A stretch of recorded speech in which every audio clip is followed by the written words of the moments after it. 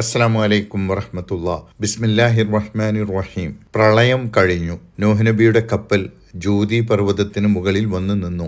കപ്പലിൽ കയറിയവരല്ലാത്ത ധിക്കാരികളായ സത്യനിഷേധികളൊക്കെയും മുങ്ങി നശിച്ചു. അതാണ് കഴിഞ്ഞ ആയത്തിൽ പറഞ്ഞത്. ഇനി നൂഹ് നബി അലൈഹിസ്സലാം അള്ളാഹുവിനോട് സങ്കടം ബോധിപ്പിക്കുകയാണ് തൻ്റെ മകനെ നശിപ്പിച്ചതിനെ കുറിച്ച്. തൻ്റെ കുടുംബത്തെ കപ്പലിൽ കയറ്റാൻ അള്ളാഹു പറഞ്ഞതാണല്ലോ, അതിലൂടെ കുടുംബത്തെ രക്ഷപ്പെടുത്തുമെന്ന് അള്ളാഹു പറയുകയായിരുന്നല്ലോ. എന്നിട്ടും തൻ്റെ മകൻ നശിപ്പിക്കപ്പെട്ടതെന്തിന്? ഈ സങ്കടമാണ് നൂഹ് നബി അലൈഹിസ്സലാം അള്ളാഹുവിൻ്റെ മുമ്പിൽ സമർപ്പിച്ചത്. ഇതിലൂടെ തൻ്റെ മകൻ്റെ രക്ഷയ്ക്കു വേണ്ടി പ്രാർത്ഥിക്കുകയായിരുന്നു നൂഹ് നബി അലൈഹിസ്സലാം. ഇതിന് മറുപടിയായിക്കൊണ്ട്, അതായത് മകൻ എൻ്റെ കുടുംബത്തിൽപ്പെട്ടതല്ലേ, അവനെ രക്ഷിച്ചില്ലല്ലോ എന്ന നൂഹ് നബിയുടെ പരാമർശത്തിനും പ്രാർത്ഥനയ്ക്കും മറുപടിയായിക്കൊണ്ട് അത് അവിവേകമായി പോയി, അത് അറിവില്ലായ്മയായി പോയി എന്ന് അള്ളാഹു അദ്ദേഹത്തോട് പറയുന്നു.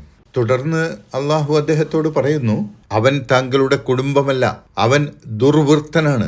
ദുർവൃത്തനും ധിക്കാരിയുമായ ഒരാൾ താങ്കളുടെ കുടുംബമാവുക എന്നത് സാധ്യമല്ല. പ്രത്യേകിച്ചും താങ്കൾ അള്ളാഹുവിൻ്റെ പ്രവാചകനാണെന്നിരിക്കെ. അള്ളാഹുവിൻ്റെ ഈ മറുപടി കേട്ട് നൂഹ് നബി തനിക്ക് സംഭവിച്ച വീഴ്ചയിൽ അള്ളാഹുവിനോട് മാപ്പപേക്ഷിക്കുന്നു. ഇതാണ് ഇന്ന് പഠിക്കുന്ന 45 മുതൽ 47 വരെയുള്ള 3 ആയത്തുകളിൽ പറയുന്നത്. വനാദാ നൂഹുർ റബ്ബഹു ഫഖാല റബ്ബി ഇന്ന ഇബ്നി മിൻ അഹ്ലി വഇന്ന വഅദകൽ ഹഖ് വഅൻത അഹ്കമുൽ ഹാകിമീൻ. قال يا نوح إنه ليس من أهلك إنه عمل غير صالح فلا تسألني ما ليس لك به علم إني أعظك أن تكون من الجاهلين قال رب إني أعوذ بك أن أسألك ما ليس لي به علم وإلا تغفر لي وترحمني أكن من الخاسرين. വനാദാ നൂഹൻ റബ്ബഹു. നൂഹ് അദ്ദേഹത്തിന്റെ റബ്ബിനെ വിളിച്ചു. നൂഹ് നബി അള്ളാഹുവിനെ വിളിച്ച് പ്രാർത്ഥിച്ചു. ഫഖാല, അപ്പോൾ അദ്ദേഹം പറഞ്ഞു, റബ്ബി, എൻ്റെ റബ്ബേ, ഇന്ന ഇബ്നി മിൻ അഹ്ലി, തീർച്ചയായും എൻ്റെ മകൻ എൻ്റെ കുടുംബത്തിൽപ്പെട്ടതല്ലേ. വ ഇന്ന വഅദകൽ ഹഖ്, നിന്റെ വാഗ്ദാനമാകട്ടെ സത്യവുമാണ്. എൻ്റെ കുടുംബത്തെ രക്ഷപ്പെടുത്താമെന്ന നിന്റെ വാഗ്ദാനം, അതിനായി അവരെ കപ്പലിൽ കയറ്റാൻ പറഞ്ഞ നിന്റെ വാഗ്ദാനം, അത് സത്യവാഗ്ദാനമാണെന്നിരിക്കെ എൻ്റെ കുടുംബത്തിൽപ്പെട്ടതല്ലേ എൻ്റെ മകൻ, അതുകൊണ്ട് അവനെ രക്ഷിക്കണേ എന്ന് പ്രാർത്ഥിക്കുകയാണ്. വ അൻത അഹ്കമുൽ ഹാകിമീൻ, വിധികർത്താക്കളിൽ ഉന്നതൻ, ഏറ്റവും നന്നായി വിധി കൽപ്പിക്കുന്നവൻ നീയാണല്ലോ. അതുകൊണ്ട് എൻ്റെ മകനെ കൂടി രക്ഷപ്പെട്ടവരുടെ കൂട്ടത്തിൽ ഉൾപ്പെടുത്തണേ എന്നാണ് പ്രാർത്ഥിക്കുന്നത്. മകൻ വെള്ളത്തിൽ മുങ്ങുന്നത് കണ്ടപ്പോഴാണോ, അതല്ല കപ്പൽ ജൂദി പർവ്വതത്തിൽ വന്ന് നിന്ന ശേഷമുള്ള സാഹചര്യത്തിലാണോ നൂഹ് നബി ഇങ്ങനെ പ്രാർത്ഥിച്ചത് എന്ന് വ്യക്തമല്ല. ഇക്കാര്യത്തിൽ 2 അഭിപ്രായമുണ്ട് വ്യാഖ്യാതാക്കൾക്കിടയിൽ. 2 അവസരത്തിലായാലും തൻ്റെ മകൻ്റെ രക്ഷയ്ക്കു വേണ്ടിയാണ് നൂഹ് നബി പ്രാർത്ഥിച്ചത്. മകൻ മുങ്ങുന്നത് കണ്ടപ്പോഴാണ് നൂഹ് നബി പ്രാർത്ഥിച്ചതെങ്കിൽ പ്രളയത്തിൽ നിന്ന് അവനെ രക്ഷിക്കണേ എന്നാവും ഉദ്ദേശിച്ചത്. പ്രളയത്തിൽ അവൻ നശിച്ച ശേഷം കപ്പൽ ജൂദിയിൽ വന്നു നിന്ന ശേഷമാണ് പ്രാർത്ഥിച്ചതെങ്കിൽ പരലോക ശിക്ഷയിൽ നിന്ന് മകനെ രക്ഷിക്കാൻ ആവശ്യപ്പെട്ടുകൊണ്ടുള്ള പ്രാർത്ഥനയായിരിക്കും അത്.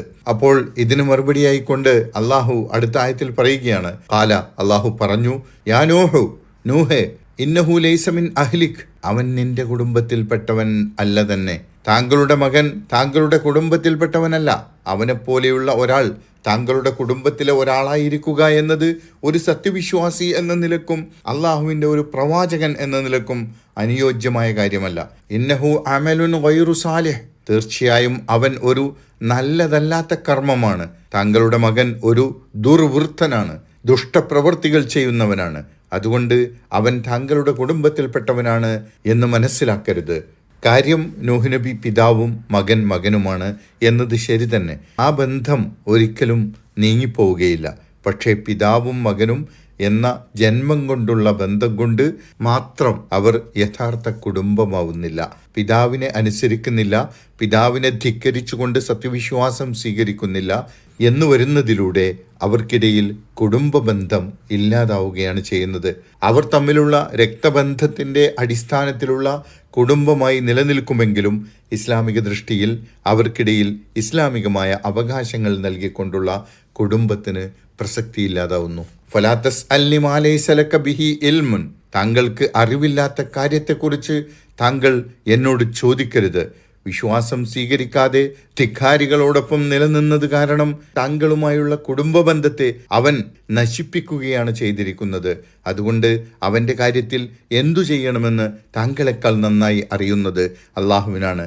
അള്ളാഹുവിൻ്റെ തീരുമാനത്തിൽ തനിക്കറിഞ്ഞുകൂടാത്തത് അള്ളാഹുവിനോട് ആവശ്യപ്പെട്ടത് താങ്കളുടെ വീഴ്ചയാണ് എന്ന ആക്ഷേപവും ഇത് ഉൾക്കൊള്ളുന്നുണ്ട്. ഇന്നീ ആഴുക, അതുകൊണ്ട് ഞാൻ താങ്കളെ ഉപദേശിക്കുന്നു, അൻതക്കൂന മിനൽ ജാഹിലീൻ, താങ്കൾ അവിവേകികളുടെ കൂട്ടത്തിൽ പെട്ടുപോകാതിരിക്കാൻ, താങ്കൾ അറിവില്ലാത്തവരുടെ കൂട്ടത്തിൽ ഉൾപ്പെട്ടു പോകാതിരിക്കാൻ. രക്തബന്ധത്തിൻ്റെ പേരിലോ കുടുംബ ബന്ധത്തിൻ്റെ പേരിലോ ഉള്ള വൈകാരികതയിൽ ധാർമ്മിക മൂല്യങ്ങളെക്കുറിച്ച് അശ്രദ്ധനായി പോകുന്ന അവസ്ഥ ഉണ്ടാവരുത്. അത് അവിവേകവും അജ്ഞതയുമാണ്. ഒരു പ്രവാചകനിൽ നിന്ന് ഒരിക്കലും ഉണ്ടാവാൻ പാടില്ലാത്തതാണ് അത്.